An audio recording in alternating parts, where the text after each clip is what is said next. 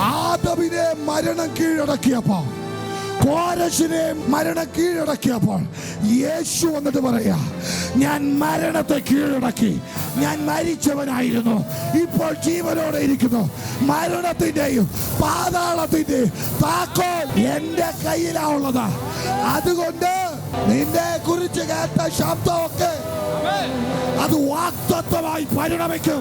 കോരശ്, നീ കേട്ടത് ഇതാണെങ്കിൽ ഞാൻ കേട്ടത് ഇന്നേക്ക് 2023 വർഷങ്ങൾക്ക് മുമ്പ് മാനവരാശിക്ക് വേണ്ടി വിണ്ണിൽ നിന്ന് മണ്ണിലേക്ക് വന്ന് നരനായി ജനിച്ച ഒരു യേശുവിനെയാ. അവൻ പോകാൻ നേരത്തെ എന്നോട് പറഞ്ഞു, ഞാൻ പോയതുപോലെ വരും. വിശ്വസിക്കുന്നവനെ എല്ലാം, സ്ഥാനമേറ്റവനെ എല്ലാം, സകല എണ്ണത്തിന് വലം കൈക്ക് പിടിച്ച് എന്റെ കൂടെ ഞാൻ കൊണ്ടുപോകും. ഞാൻ നിന്റെ വാലങ്കാരത്തിൽ പിടിച്ചിരിക്കുന്നു.